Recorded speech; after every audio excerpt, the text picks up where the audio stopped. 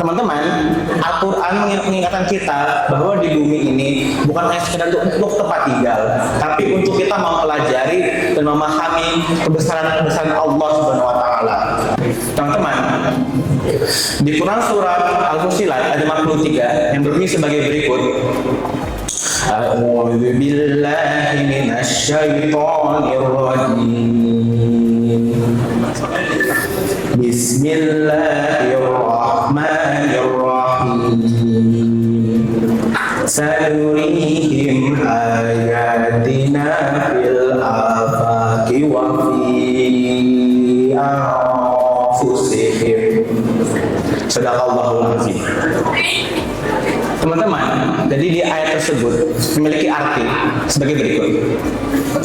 Akan kami tunjukkan kepada mereka kekuasaan kami di penjuru ufuk dan juga pada dalam diri mereka sendiri. Teman-teman, yang bisa digarisbawahi dari ayat tersebut adalah Allah Subhanahu wa Ta'ala menunjukkan kebesarannya, menunjukkan kekuasaannya melalui media alam semesta. Contohnya, seperti kita lihat di atas ada langit, turun ke bawah sedikit ada gunung, lalu di bawah ada materi yang kita bahas pada hari ini, yaitu lautan. Pergi menyelam ke laut dalam, menyelam saat cuaca yang hangat. Izinkan saya mengulang salam karena yang awal kurang semangat.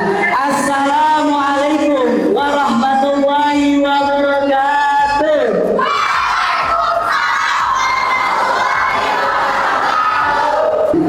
Dalil tersebut merupakan Quran surah An-Nur ayat 40 yang berkaitan dengan tema pidato saya pada kali ini, yaitu temanya adalah kegelapan laut dalam. Pada zaman sekarang, zaman dengan kecanggihan teknologi dan juga penelitian ilmiah modern, kita menjadi tahu bahwa cahaya matahari hanya dapat menembus laut pada kedalaman tertentu saja. Oleh karena itu, yang pertama ada namanya zona epipelagi. Epipelagi ini adalah zona di mana kawasan di cahaya matahari masih sangat melimpah, sehingga masih terjadi peristiwa-peristiwa fotosintesis. Kedalamannya berkisar 0 hingga 200 meter di bawah permukaan laut. Di sini tekanan dan suhunya masih terbilang ideal untuk kita bisa menyelam. Lalu kita turun lagi, kita masuk ke zona mesopelagi. Di zona ini cahaya matahari sudah mulai meredup dan tidak dapat dan sudah tidak bisa digunakan lagi untuk berfotosintesis. Kedalamannya berkisar 200 hingga 1000 meter di bawah permukaan laut.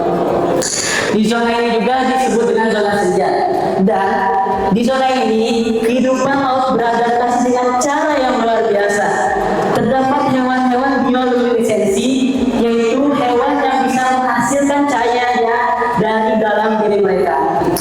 Hadirin teman-teman sekalian, seperti penjelasan saya tadi, dari zona epipelagi hingga hadopelagi sudah tergambar bahwa gelapnya kehidupan bawah laut. Maka dari itu, ketika Allah menggambarkan orang yang jauh dari hidayahnya seperti laut dalam yang gelap gulita, itu bukan sekedar perumpamaan, tetapi diksi indah dari kitab suci yang kita imani dan juga kenyataan ilmiah yang sudah jelas sebenarnya. Tapi bila itu teman-teman sekalian, fakta bahwa cahaya matahari tidak bisa menembus ke dalam laut, tapi ada keajaiban yang terjadi. Ada makhluk yang bisa menciptakan cahaya sendiri dari dalam diri mereka, yang menjadi penuntun dan juga dibawa selama hidupnya. Ini sama halnya dengan orang yang memiliki keimanan dalam dirinya. Orang yang memiliki keimanan dalam dirinya, jika berjalan di tempat yang gelap sekalipun maupun di tempat yang buruk sekalipun, akan selalu yang akan kalian berikan untuk bisa membimbing orang tersebut ke jalan